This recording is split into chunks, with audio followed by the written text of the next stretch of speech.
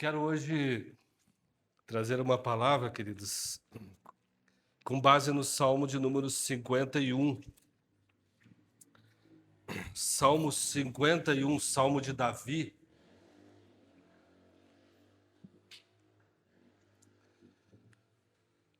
Salmo muito conhecido. E diz assim a palavra de Deus: Compadece-te de mim, ó Deus, segundo a tua benignidade, e segundo a multidão das tuas misericórdias, apaga as minhas transgressões. Lava-me completamente da minha iniquidade e purifica-me do meu pecado. Pois eu conheço as minhas transgressões e o meu pecado está sempre diante de mim. Pequei contra ti somente, e fiz o que é mal aos teus olhos, de maneira que serás tido por justo no teu falar e puro no teu julgar. Eu nasci na iniquidade, e em pecado me concebeu a minha mãe. Eis que te agradas da verdade no íntimo, e no oculto me fazes conhecer a sabedoria. Purifica-me como esopo, e ficarei limpo. Lava-me, e ficarei mais alvo do que a neve. Faze-me ouvir júbilo e alegria, para que exultem os ossos que esmagaste. Esconde o teu rosto dos meus pecados e apaga todas as minhas iniquidades. Cria em mim, ó Deus, um coração puro e renova dentro de mim um espírito inabalável. Não me lances fora da tua presença e nem me retires o teu Santo Espírito. Restitui-me a alegria da tua salvação e sustenta-me com um espírito voluntário. Então ensinarei aos transgressores os teus caminhos e os pecadores se converterão a ti. Livra-me dos crimes de sangue, ó Deus, Deus da minha salvação, e a minha língua exaltará a tua justiça. Abre, Senhor, os meus lábios, e a minha boca manifestará o teu louvor. Pois não te agradas de sacrifícios, do contrário, eu os ofereceria. E não tens prazer em holocaustos. Sacrifício agradável a Deus é o espírito quebrantado. Coração quebrantado e contrito, não o desprezarás, ó Deus. Faze bem a Sião, segundo a tua vontade. Edifica as muralhas de Jerusalém. Então te agradarás dos sacrifícios de justiça, dos holocaustos e das ofertas queimadas. E sobre o teu altar serão oferecidos novilhos. Amém e amém. Queridos, o Salmo 51, ele é tido como o diário íntimo de Davi. E os salmos, eles se transformaram ao longo da história, tanto para os judeus e depois para os cristãos, como o livro de orações da igreja, o livro de cânticos, o livro de confissões. Então ele passou a ter um valor extremamente importante na história da igreja e para os judeus também. Porque os salmos, eles falam ao coração. Nós nos identificamos muito com os salmos porque eles refletem o nosso coração. Nos salmos a gente vê a linguagem do desespero, a linguagem do coração humano o coração humano sendo rasgado ali. Então, os salmos, eles são muito pessoais, na maior parte deles, muito particulares, e eles falam muito para o nosso coração, para a nossa alma. Tem um teólogo e pastor que eu gosto muito, eu cito ele aqui de vez em quando, chamado Dietrich Bonhoeffer, e ele diz que num livro dele chamado Orando os Salmos, ele tem um livro chamado Orando os Salmos, e ele repete Paulo quando ele diz assim, ó, nós não sabemos orar como convém, porque a nossa linguagem ela é corrompida pelo pecado. A nossa linguagem também foi corrompida pelo pecado, foi corrompida na queda, e por isso a gente não sabe orar como convém. Todo mundo conhece o Agostinho de Hipona.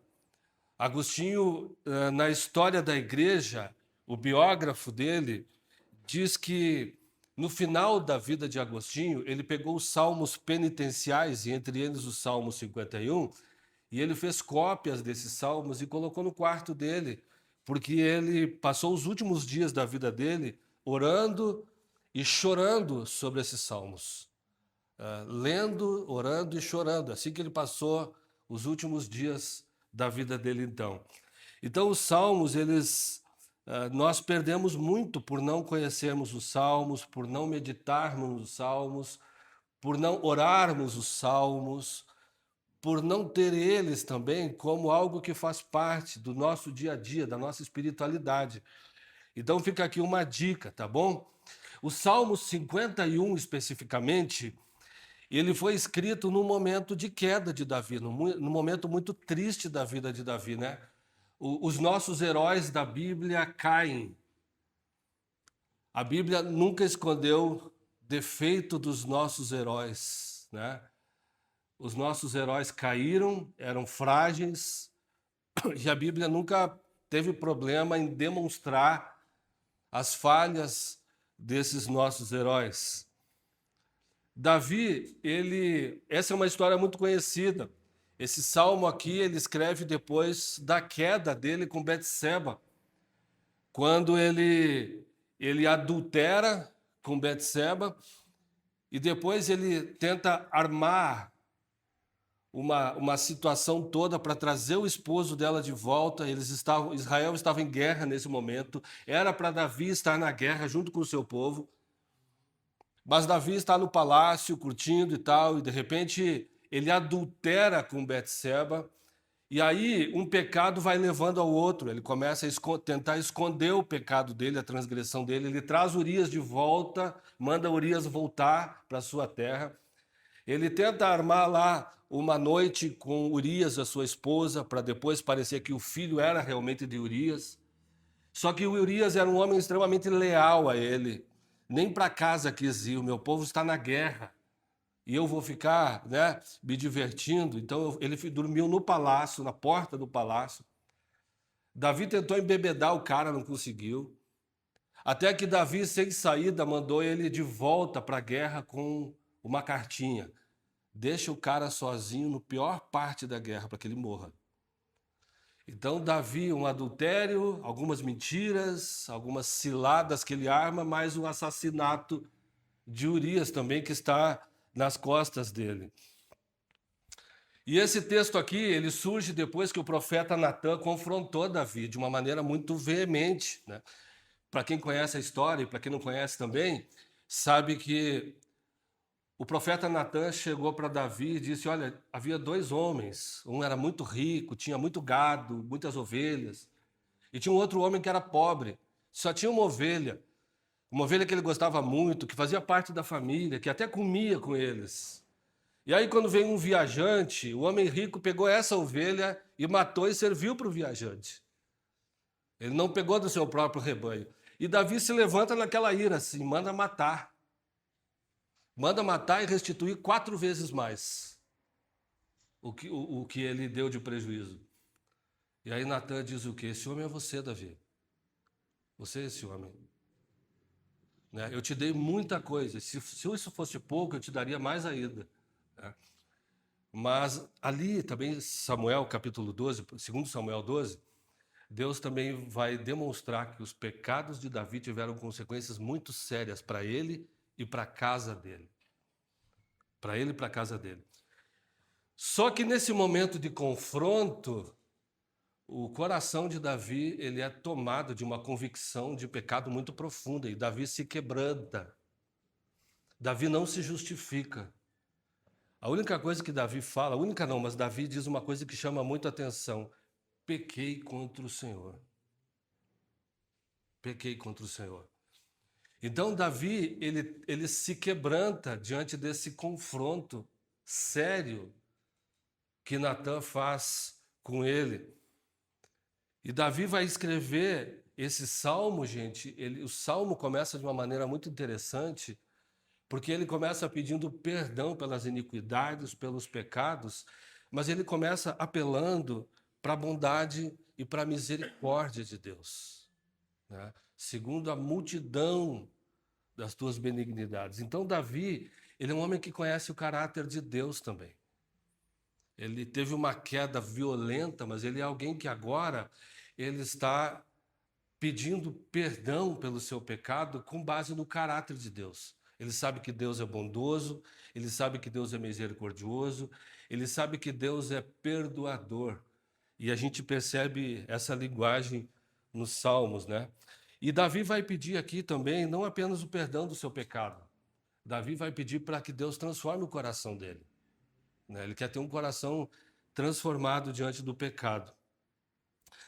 Eu quero fazer algumas reflexões em cima desse salmo,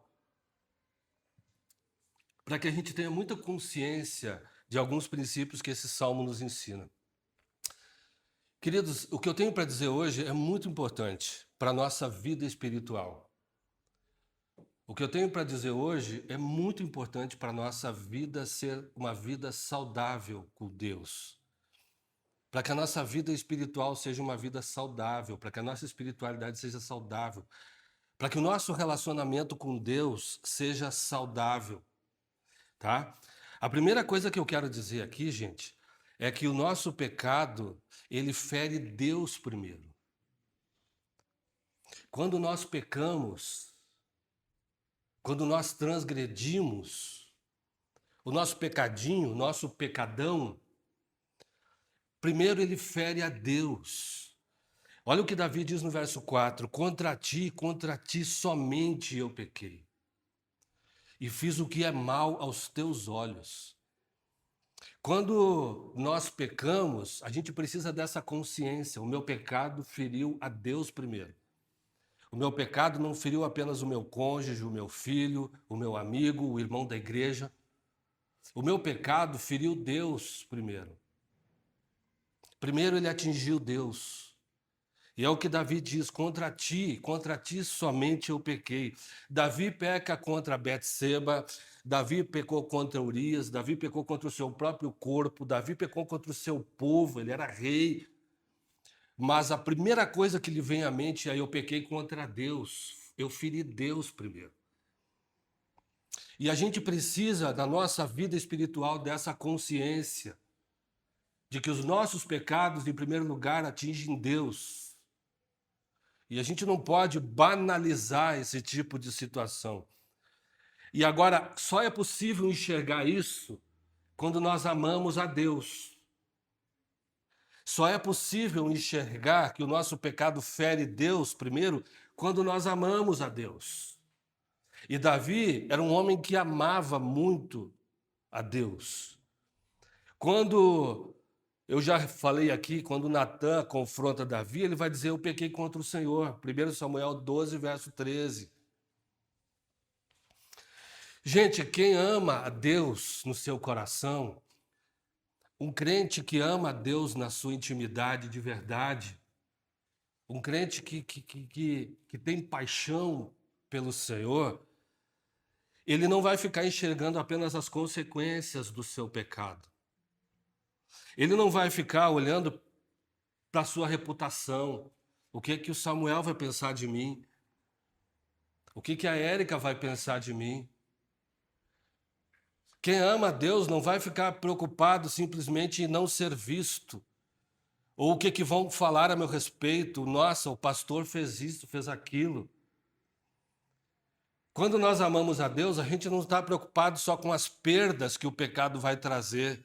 Além da nossa reputação, podem acontecer outras perdas também. Quem sabe por causa do teu pecado eu vou perder um cargo na igreja, sei lá. E aí eu escondo esse pecado. Quando nós amamos a Deus, nós não ficamos preocupados simplesmente com as consequências desse pecado. Mas preocupamos-nos porque ferimos a Deus em primeiro lugar.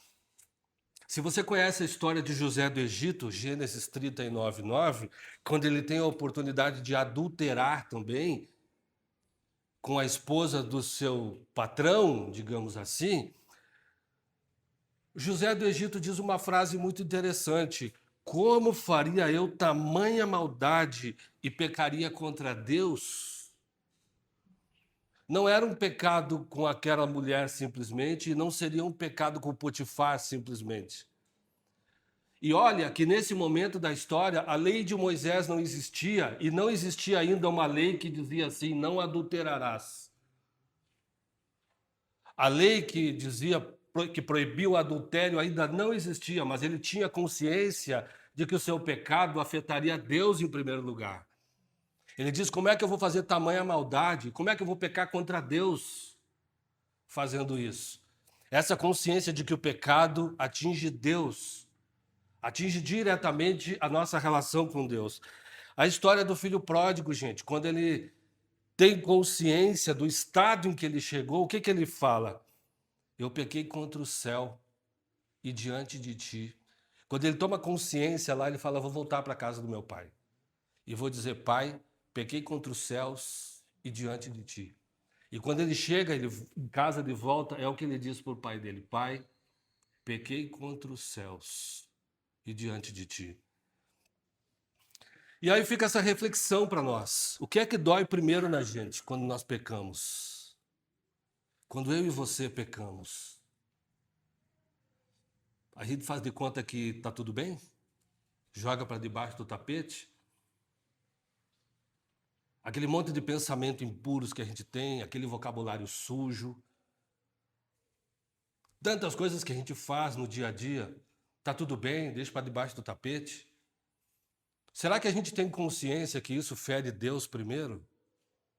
O nosso pecado fere a Deus? E como é que a gente reage com isso, né?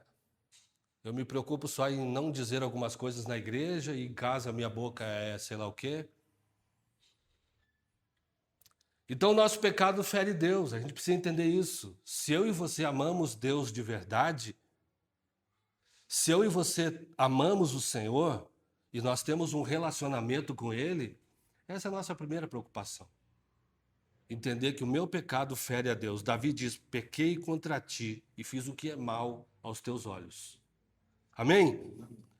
A segunda coisa que eu queria dizer aqui é que mais do que pedir perdão, deve haver um anseio no nosso coração por santidade.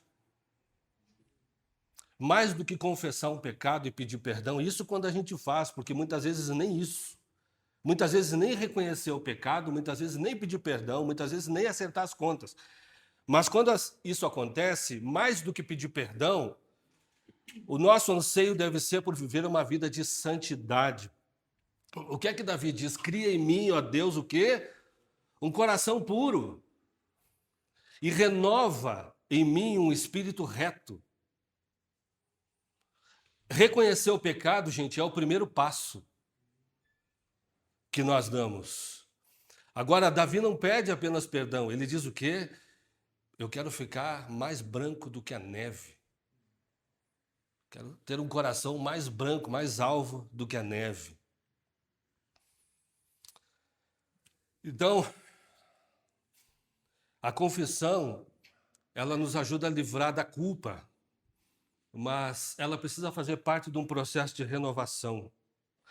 O C.S. Lewis, num dos seus livros, ele diz que Deus ele não tem interesse em reformar uma casa velha, mas construir algo novo, um palácio novo. E por isso, muitas vezes, Deus derruba paredes, porque Ele quer fazer algo novo. Então, o nosso anseio, gente, é por uma vida de santidade. O nosso coração, como crentes, precisa ansiar por uma vida de santidade diante de Deus. Quando Davi diz, cria em mim, ó Deus, um coração puro, ele não está fazendo uma reza e não está repetindo palavras. Ele está levantando um clamor a Deus aqui. Uma linguagem quase que desesperada. Cria em mim, ó Deus. Porque é aquilo que o Samuel disse no começo, é essa consciência dessa natureza pecaminosa e caída que nós temos. Cria em mim, ó Deus, é um clamor. É um clamor de alguém que olha para si, percebe o que fez, o dano que fez, a destruição que ele causou numa outra família, matou um homem inocente. Então não é só para livrar da culpa, recuperar a sua reputação, mas é um clamor de quem olha para o próprio coração. E deixa eu te dizer uma coisa, se você é uma pessoa que nasceu de novo, essa consciência nós temos. Essa consciência da nossa natureza caída. É aquilo que Paulo diz, o bem que eu quero fazer eu não faço. O mal que eu não quero fazer, isso eu faço. Então essa consciência nós precisamos ter. Senhor, cria em mim. Hebreus 12, 14 diz que sem santidade ninguém verá o Senhor. Sem santidade ninguém verá Deus, diz a palavra de Deus. E essa é uma atitude, desculpe. Pedir que Deus mude o nosso coração. E não apenas tire o nosso pecado e a nossa culpa. É como diz o cântico, né? Transforma-me. Transforma-me. Eu não sei quantos de vocês já tiveram essa convicção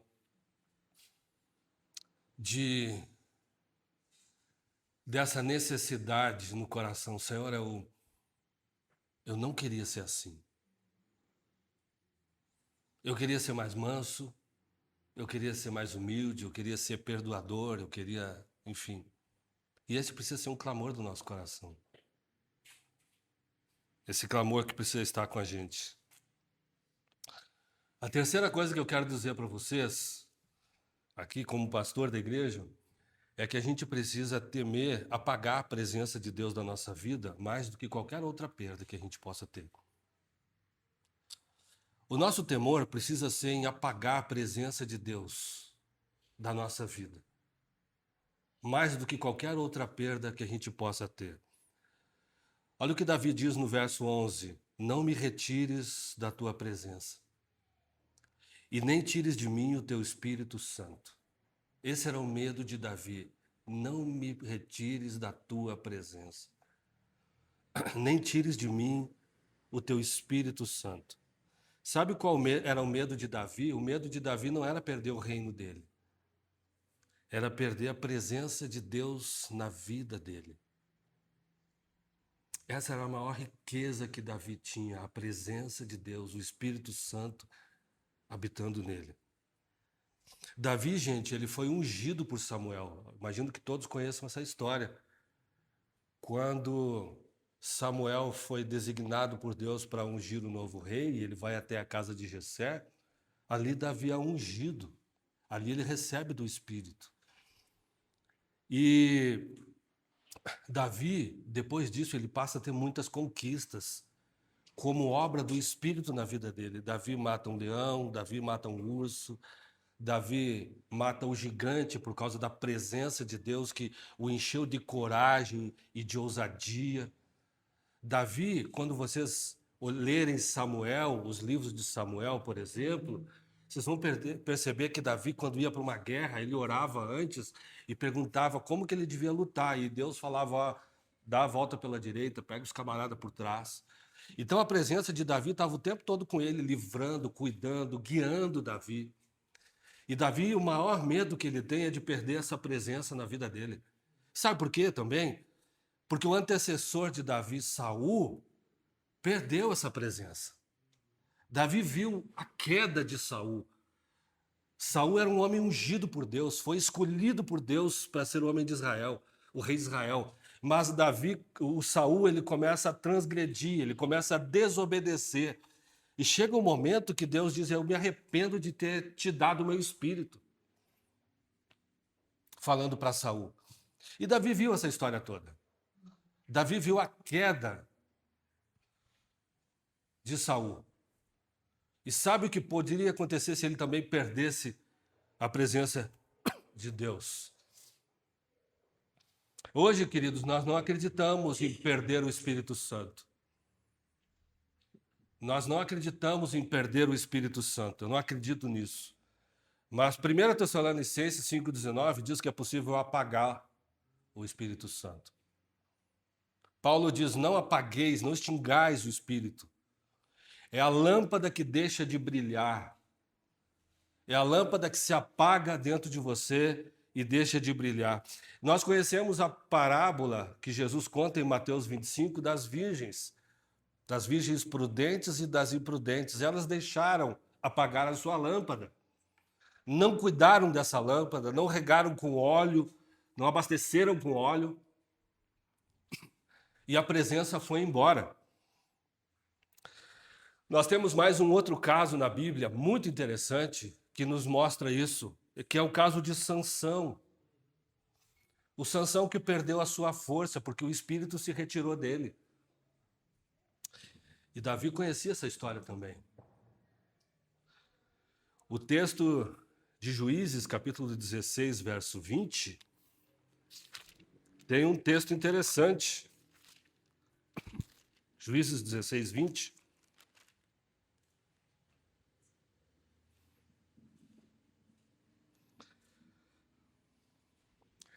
Quando Sansão é alertado que os filisteus estão chegando, porque essa história é muito interessante. Sansão vai brincando com a unção que estava sobre ele. Então, a mulher grita: Sansão, os filisteus vêm aí, vêm vindo aí. Ele despertou do sono e disse consigo mesmo: vou sair como nas outras vezes e me livrarei. O texto diz o seguinte: mas ele não sabia ainda que o Senhor já havia se retirado dele. Que o Senhor já havia se retirado dele. Eu e você podemos viver dessa forma, com a lâmpada apagada. O Espírito de Deus não se retirou, mas ele foi apagado da minha vida e da sua vida. Cara, esse é o maior temor da minha vida.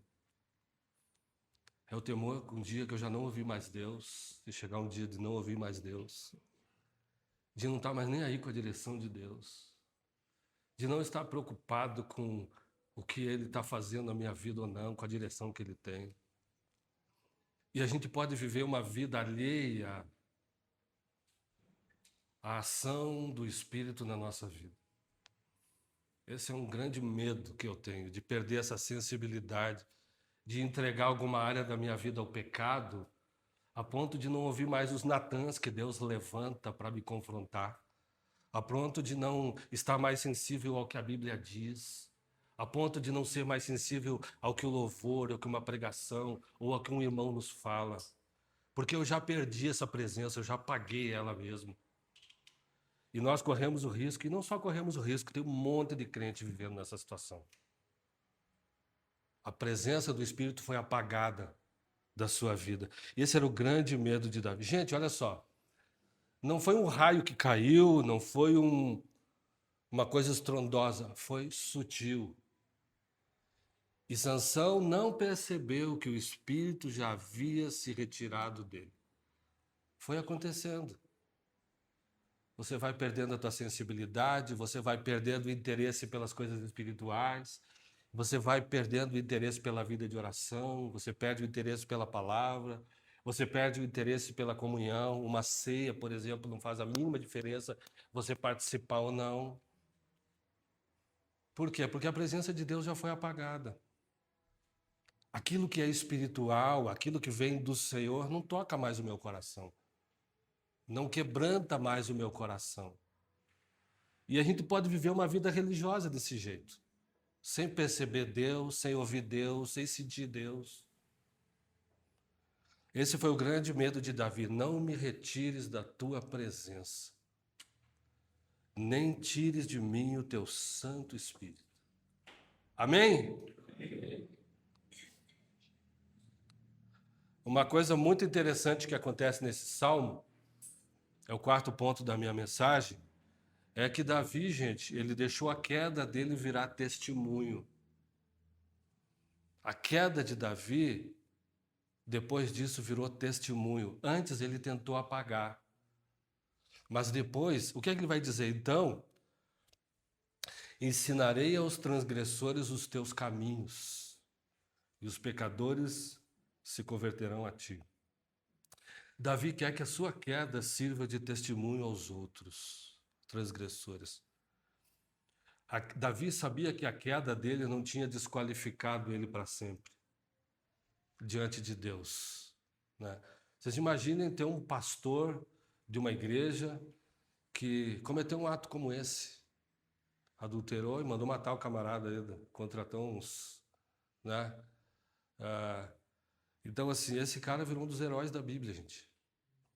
Porque ele confiava no caráter de Deus, na misericórdia de Deus, na restauração de Deus, no perdão de Deus. E ele quis que isso fosse usado para testemunho, para que outros também pudessem ser edificados. Hoje nós gostamos muito de nos de edificar a igreja através das nossas vitórias, né? Você gosta de vir contar vitórias, né?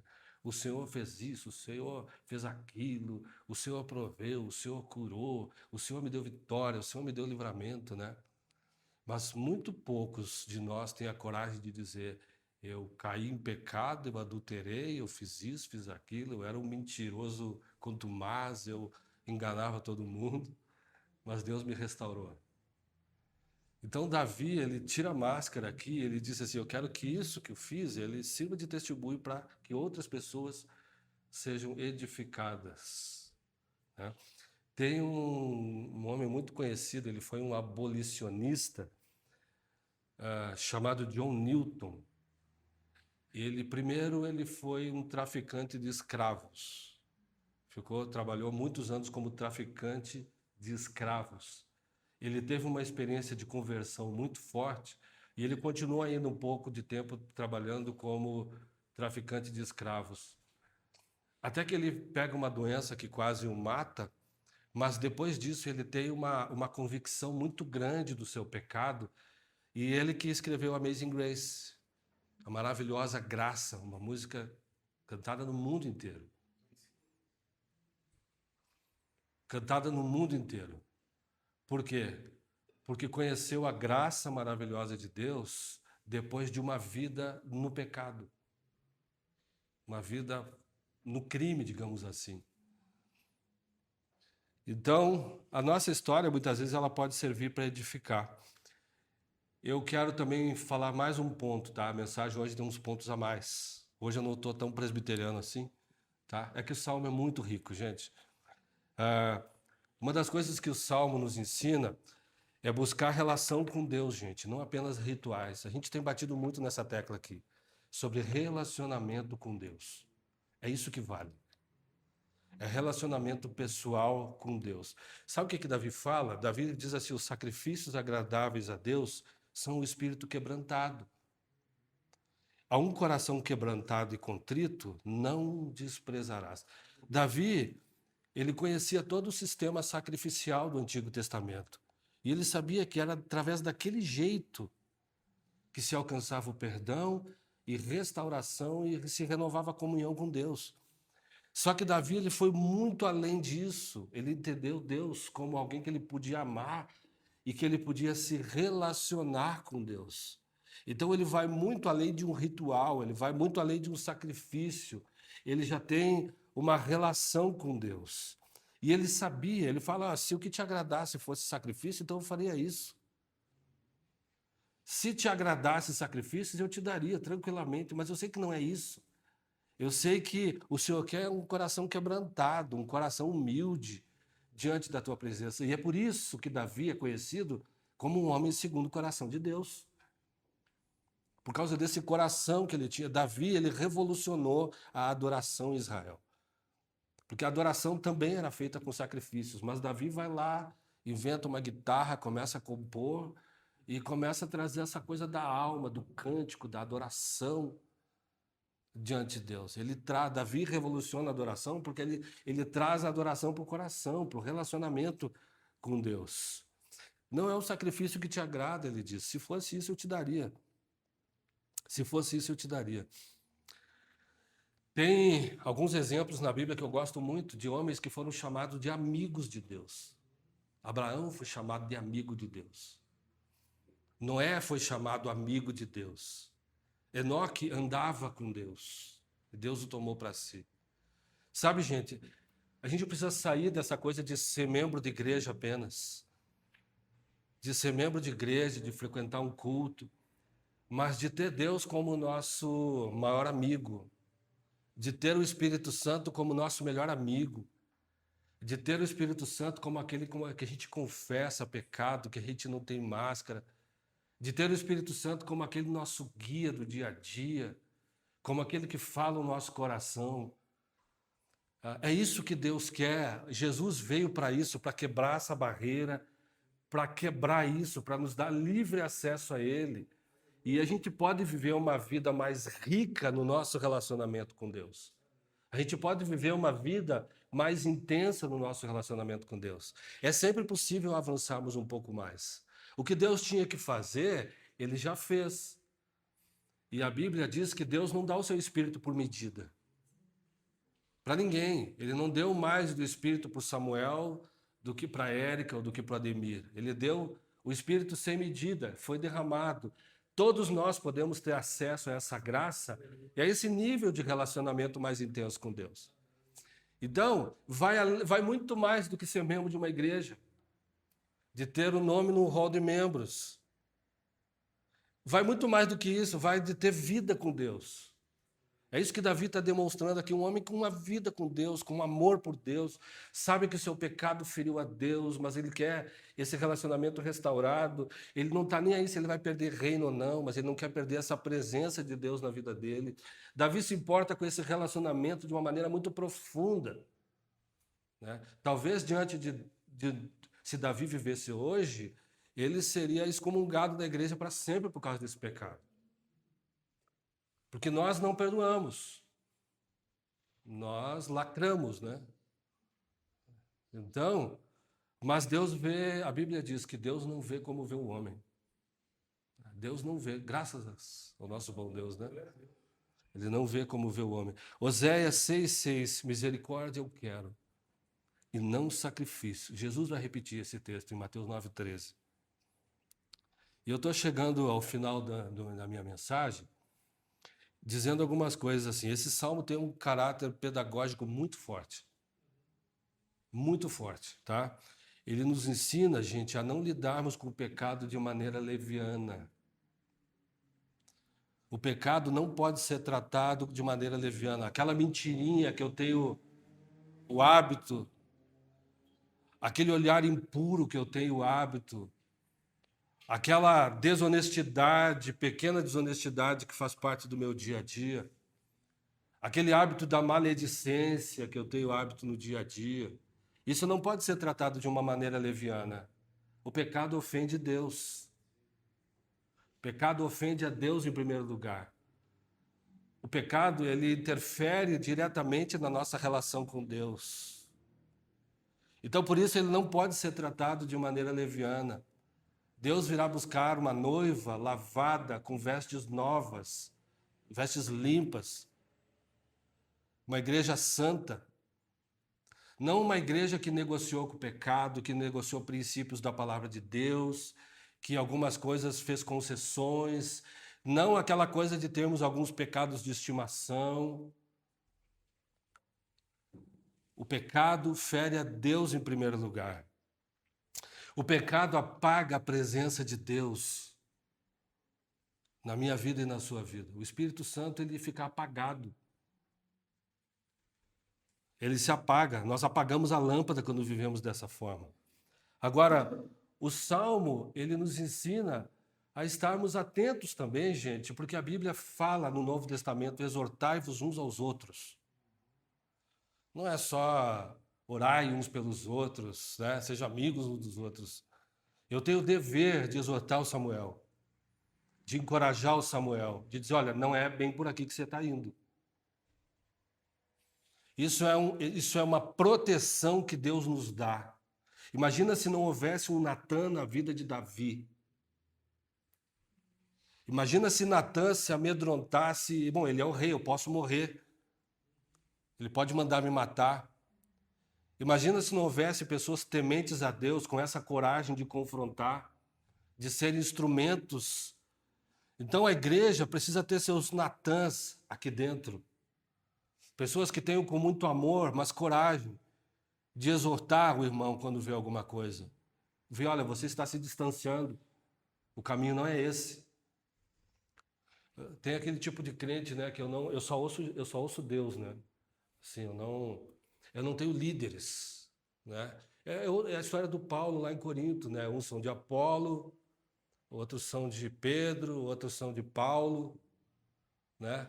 E o grupo mais espiritual era o grupo de Jesus que tem ali que mostra, né? É aquele grupo que, tipo, o meu pastor é Jesus, né? Então, assim, eu não ouço o Samuel. Que isso? Esse grupo, mas os outros grupos, ainda estando em pecado por causa da facção, mas pelo menos eles reconheciam que havia um líder humano. Mas tem aqueles mais espirituais que não aceitam, que é só Deus que fala comigo, né? Então, gente, nosso coração precisa estar sensível a isso. Sensível a essas pessoas, às palavras, aos caminhos que Deus tem para nos corrigir e nos trazer de volta. Sabe por quê? Porque Deus ama você. Se o pai não corrigir um filho, ele é um pai ausente. E aí também não é apenas pedir perdão, reconciliar, mas é, Senhor, eu quero esse coração novo, eu quero uma vida santa. Eu quero que a minha vida, Senhor, seja uma vida santa. Eu quero ter uma vida de santidade. Senhor, eu me incomodo com isso. Deus, esse pecado eu tenho, mas eu me incomodo com ele. Senhor, lava o meu coração. Senhor, me liberta desse pecado. Senhor, me liberta dessa atitude, que eu sei que não é bênção na minha vida. Vamos ficar de pé? Uma das promessas de Ezequiel 11, verso 19, depois no 36, 26, Deus faz uma promessa para o seu povo. Eu vou tirar o coração de pedra de vocês e vou dar um coração de carne. É uma ação do Espírito na nossa vida. É uma ação do Espírito. Eu queria convidar a igreja a orar, a ter algumas orações por santidade, a ter algumas orações por esse coração que Deus deu a Davi, a ter algumas orações, quem sabe, dizendo assim, Senhor, eu não quero apagar essa presença na minha vida. Senhor, eu quero manter meu relacionamento contigo. Isso é muito pessoal. Deus fala com cada um de nós de uma maneira diferente. Mas eu queria que a gente tivesse algumas orações em resposta a esse momento. Tá? Enquanto eles tocam.